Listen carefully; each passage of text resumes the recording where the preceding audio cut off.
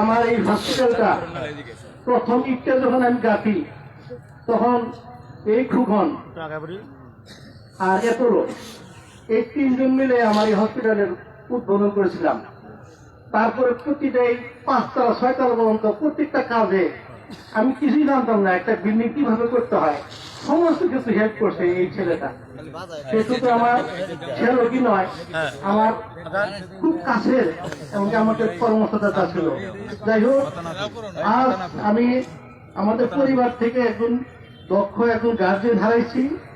আর আরেকটা হয়েছে যে এই ফ্যামিলিটা জন্মগত ভাবে ফ্যামিলিতে বিএনপি করে, সেই জন্য বিএনপির আজকে একটা সম্মুখ সারির শিল্প আশালাকে হারাইছে। আজকে সামনে নির্বাচন, সেই উপলক্ষে অনেক কথা আমার সাথে শেয়ার করতো। যাই হোক, আপনারা সবাই ওর জন্য দোয়া করবেন।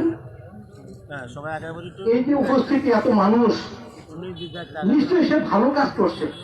খারাপ কাজ মানুষ মাত্রই খারাপ কাজও করে, ভালো কাজও করে, কিন্তু আজকের এই উপস্থিতিতে এটাই প্রুভ করে যে ভালো কাজটা সে বেশি করেছে, যার জন্য আজকে এত মানুষের সমাগম হয়েছে।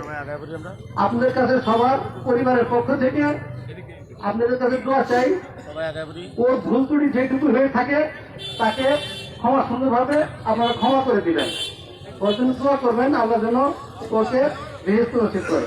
আমি আর আমার বক্তব্য দীর্ঘায়িত করবো না। সবার কাছে দোয়া চেয়ে আমার নিজের জন্য দোয়া চাই, আপনাদের জন্য দোয়া করি। কারণ আমরা কখন যে কিভাবে হঠাৎ করে মারা যায় এটা বলা যায় না, কারণ জন্ম যেহেতু হয়েছে মৃত্যু হবে। তো সবার কাছে দোয়া চেয়ে এখানে আমার বক্তব্য শেষ করছি। আল্লাহ ওনাকে মাফ করুন, কবুল করুন, আমিন। সম্মানিত মুসলিয়ানে কেরাম, একটু সময় যদি বেশি লাগে আপনারা ক্ষমা করবেন, যেহেতু রাজনীতিবিদ অনেক মানুষ এসেছেন, দু একটি কথা বলবেন।